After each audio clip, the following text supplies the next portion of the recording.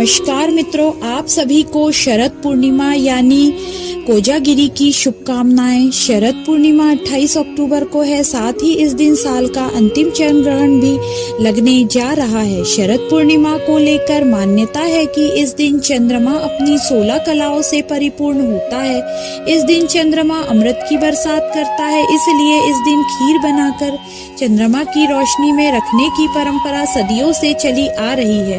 कहते हैं कि इस खीर को प्रसाद के रूप में ग्रहण करने से आरोग्य की प्राप्ति होती है और चंद्रमा के प्रतिकूल प्रभाव से मुक्ति मिलती है। लेकिन इस बार शरद पूर्णिमा के चंद्र ग्रहण लगने से दुविधा की स्थिति बनी है कि चंद्रमा को खीर कब और कैसे अर्पित करे और यह प्रसाद कब और कैसे ग्रहण करे। आइए जानते हैं इस बार शरद पूर्णिमा पर चंद्रमा को खीर लगाने के क्या रहेंगे नियम। चंद्र ग्रहण का समय। सूर्य उदय का समय 28 अक्टूबर शनिवार शाम में 5:20 तक। चंद्र ग्रहण का सूतक काल शाम में 4:12 से आरंभ हो जाएगा। चंद्र ग्रहण आरंभ होने का समय में 1:05 से होगा और 2:24 पर ग्रहण समाप्त हो जाएगा।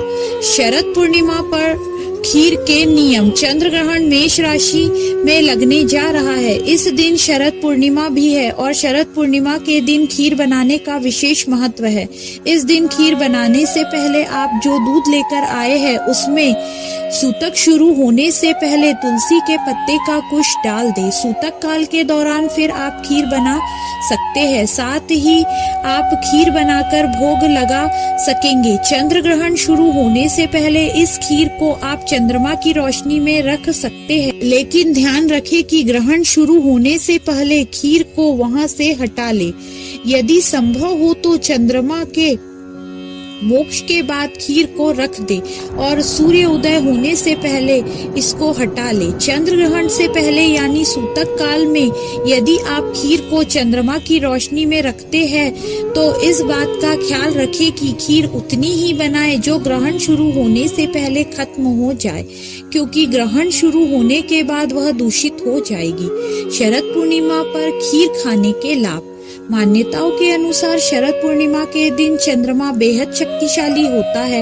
इस दिन चंद्रमा अपनी 16 कलाओं से परिपूर्ण होता है और चंद्रमा से अमृत बरसता है। शरद पूर्णिमा के दिन खीर जरूर बनानी चाहिए। साथ ही इस खीर को खुले आसमान के नीचे जरूर रखना चाहिए। इसके सेवन से व्यक्ति को औषधीय गुणों की प्राप्ति होती है।